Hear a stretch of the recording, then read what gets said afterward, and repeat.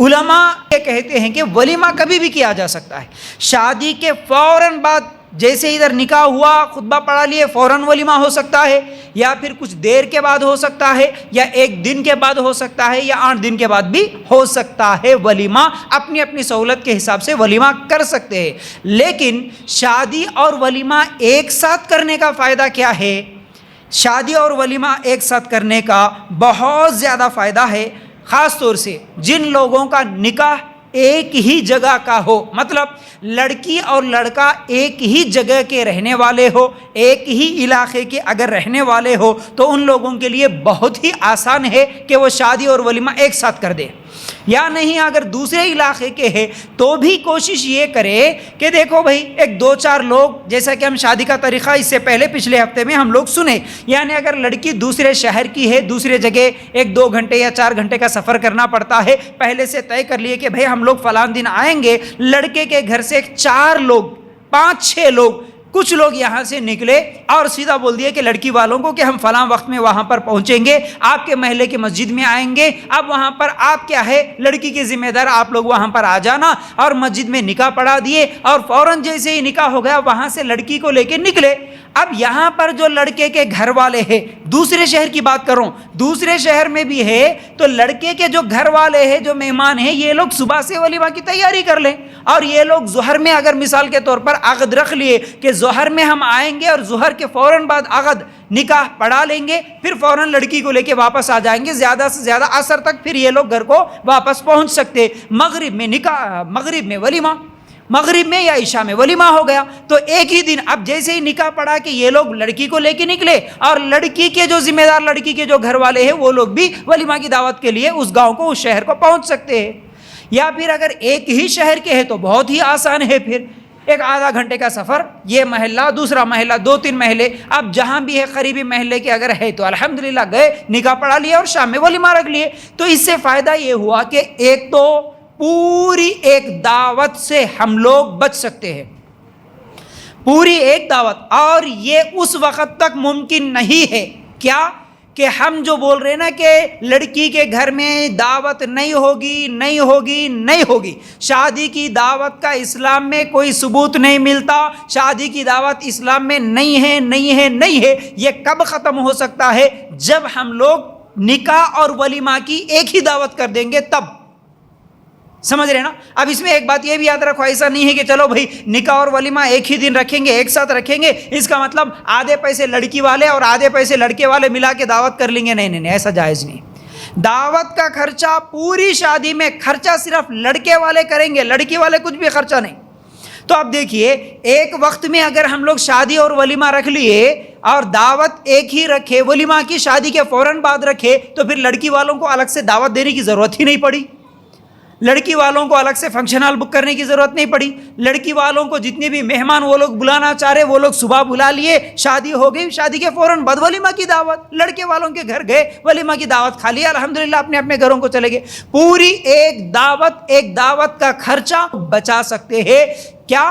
جب ایک ہی دعوت ہوگی، ایک ہی وقت میں ہوگی، نکاح کے فوراً بعد ولیمہ کی اگر دعوت ہوگی تو، پہلی چیز۔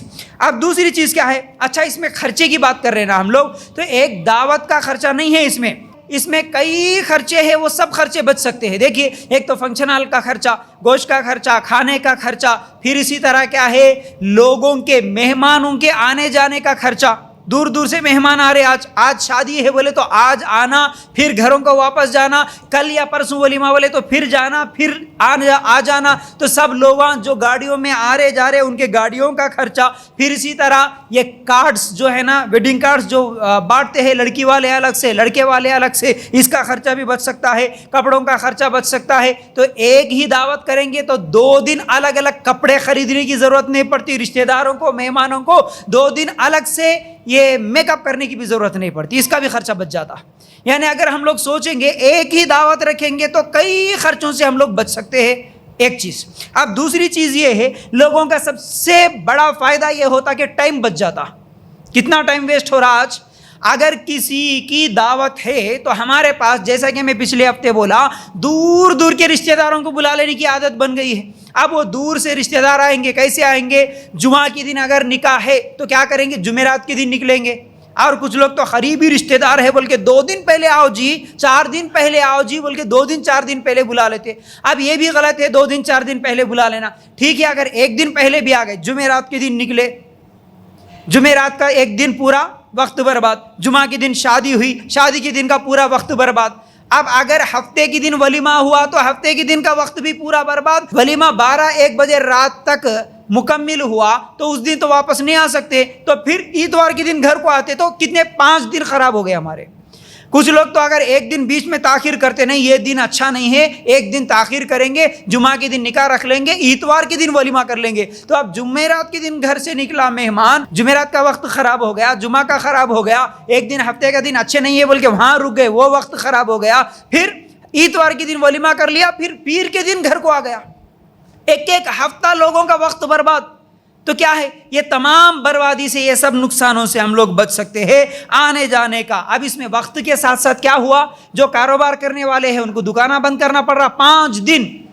اگر قریب کے ہے بولے تو شادی کے دن پورا دکان بند، ولیمہ کے دن پورا دکان بند. نہیں بھائی میرے سالے کی شادی ہے، میرے خلیرے بھائی کی شادی ہے، میرے ممیرے بھائی کی شادی ہے، اس لیے 1 دن پہلے جانا پڑتا. یہ 4-5 دن کا اس کا کاروبار بند.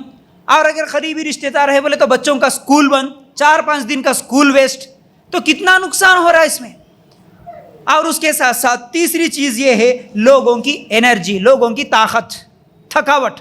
ہاؤ بھائی لمبا سفر کر کے 1 دن پہلے جانا پڑا، آئے بولے تو ہاؤ بھائی لمبا سفر کر کے آنا پڑا. اب شادی کی دعوت ہے بولے تو صبح سے مرد پورے پکانے میں لگ گئے، دیگاں لاؤ، چاول لاؤ، گوشت لاؤ، ان لوگ اس میں لگ گئے، عورتیں شاپنگوں میں لگ گئے. تو یہ کیا ہے، یہ تھکاوٹ سے بھی بچ سکتے ہیں، راتوں کو جاگنا، یہ تمام نقصانوں سے بچ سکتے ہیں. بچنے کا ایک ہی طریقہ، شادی اور ولیمہ ایک ہی وقت میں کیا جائے. شادی کو گئے، لڑکی کو وہاں سے لے لیے، نکاح پڑھا لے کے فوراً آگے، شام کو ولیمہ کی دعوت کر لیے. ایک ہی دعوت، ایک ہی وقت میں، ایک ہی دن. مہمان جو بھی آئیں گے سیدھا لڑکے والوں کے گھر کو آئیں گے، ولیمہ کی دعوت کھائیں گے، وہاں سے نکل جائیں گے، بس خلاص. اس میں نہ کاروبار کا نقصان، نہ وقت کا نقصان، نہ تھکاوٹ، کوئی بھی چیز نہیں الحمدللہ. اور سنت طریقے پہ، سب سے بڑی بات تو سنت طریقے پہ شادی کی دعوت، جو ایک بدعت ہے، شادی کی دعوت ایک جو خرابی ہے، ایک جو نقصان ہے پورے سماج کے لیے، وہ شادی کی دعوت سے بھی بچ سکتے. اور الحمدللہ سنت طریقے پہ ایک دعوت کر لے کے ہم لوگ ایک دعوت کھانے والوں کے لیے بھی اور دینے والوں کے لیے بھی سنت طریقے پہ کرنے کا ایک اجر بھی مل جاتا الحمدللہ. تو اس لیے یاد رکھو، شادی کا صحیح طریقہ، بہترین اور آسان اور فائدے والا اور سنت طریقہ یہ ہے کہ ہم لوگ شادی اور ولیمہ کو اگر 1 دن کریں تو الحمدللہ بہت ہی بہتر ہے. جب تک ہم 1 دن شادی اور ولیمہ نہیں کریں گے، یہ شادی کی دعوتیں رکنے والی نہیں ہے. کیونکہ شادی کی دعوت نہ اللہ کے رسول نے کی، نہ اللہ کے رسول کے بیٹیوں کو کیا، نہ اللہ کے رسول کی بیویاں، نہ اللہ کے رسول کے صحابہ، کوئی بھی شادی کی دعوت نہیں کرے. شادی کے دن لڑکی کے گھر میں کھانا کھانا، لڑکی کے گھر میں باراتیوں کو لے جانا، لڑکی کے گھر میں کسی بھی قسم کی دعوت ہم کو سنت سے ثابت نہیں ہے. ہم کو ڈھونڈنے پر بھی اس کی دلیل نہیں ملتی.